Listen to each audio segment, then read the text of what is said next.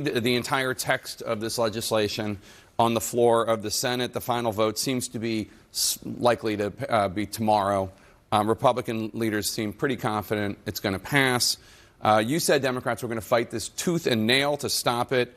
It does not look like Democrats are going to succeed. How effective would you say your party has been? Well, I think we've been effective at getting what's in this god-awful bill out into the public. It's why the public, when they know about the bill, are about 2-to-1 opposed to it. I mean, if you think about it from just a big picture, this bill will kick about 16 million Americans off of health care. Well, the Republicans say it's going to kick undocumented immigrants off of health care. Let's take the independent referees. Okay. The independent referees, CBO, and others, 16 million Americans. That comes through cuts in Medicaid. And those folks who then buy health insurance through what's called the marketplace, they're going to have their rates go up $800, $900 a month.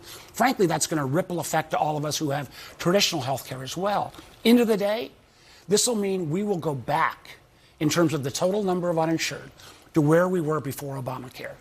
We'll about double the percentage. In Virginia, we're about 7% unemployed. We'll go up to 15, 16, 70%.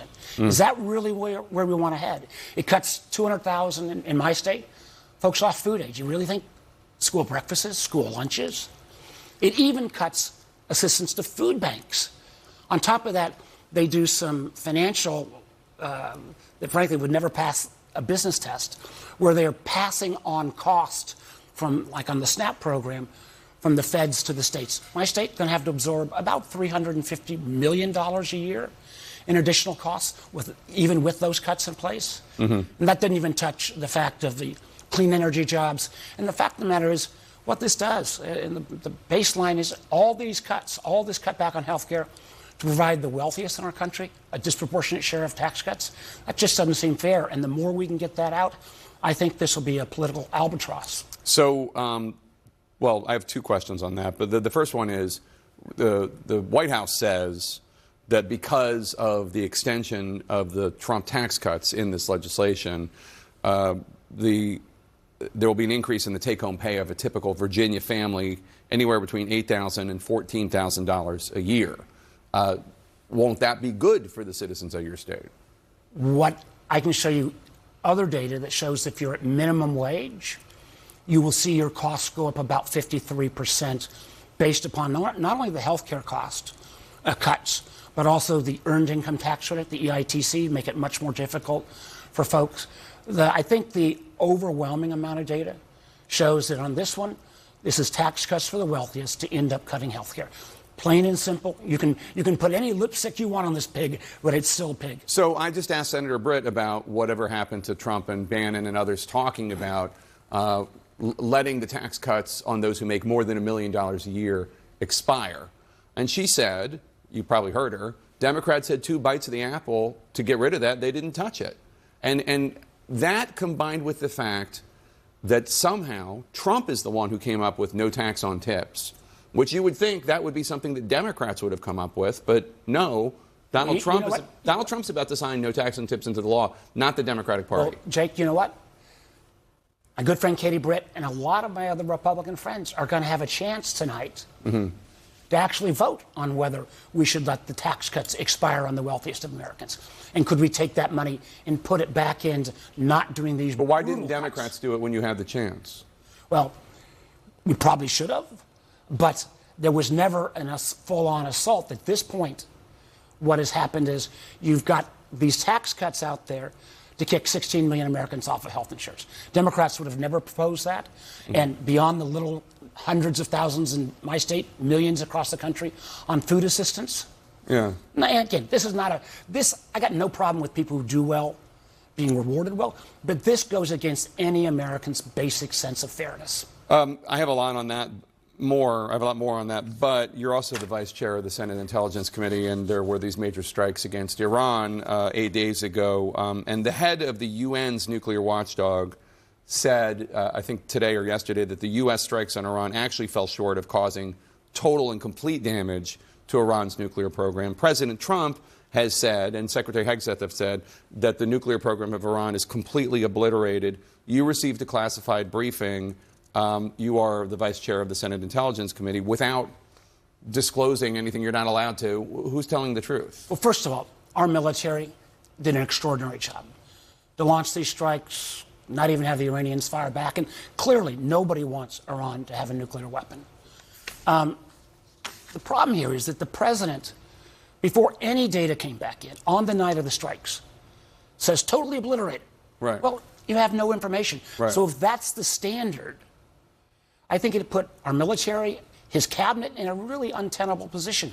Because what you can have is you could have the program itself set back a ways. Sure. Which appears the destruction. And I wish it would be totally obliterated. I wish the president was right.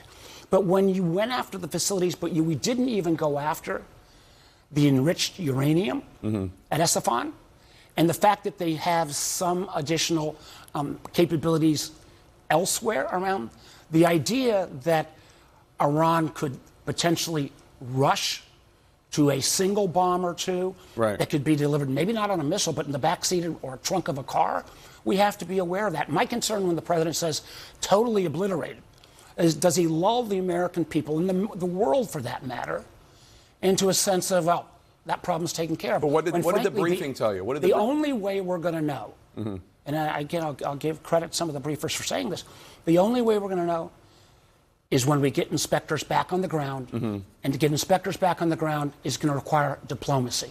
So I want to play what Defense Secretary Hegseth said when asked whether Iran had moved any of that enriched uranium prior to the strikes. Take a listen.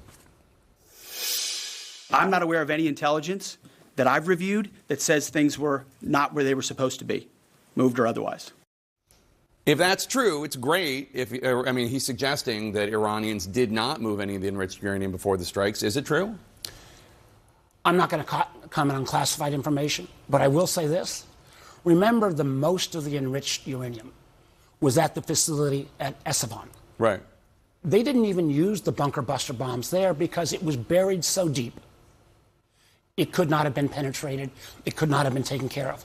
So I don't even think, although I don't have a lot of credibility with Pete Hegseth, that anybody that says that all of the enriched uranium, the close to 800 plus pounds, that has all been taken out. Okay. So we still don't know the degree of the damage. But let me just ask you this. As a basic, just calling balls and strikes here, isn't the world safer today because of these strikes than it was 9 days ago? If we don't end up seeing Iran attacking us through cyber or through proxies, if the ceasefire stays between Israel and Iran, and Iran's program is set back for whatever period of time. I just mean as of today. I'm not saying you're saying this for the rest of your life and whatever. But as of today, we don't know what's going to happen tomorrow. But as of today, isn't the world safer? I am glad that these capabilities have been cut back. Do we know what Iran's next step is going to be? Are we going to be saying the same thing if Iran now tries to race to a bomb in the trunk of a car because we don't have any inspectors on the ground?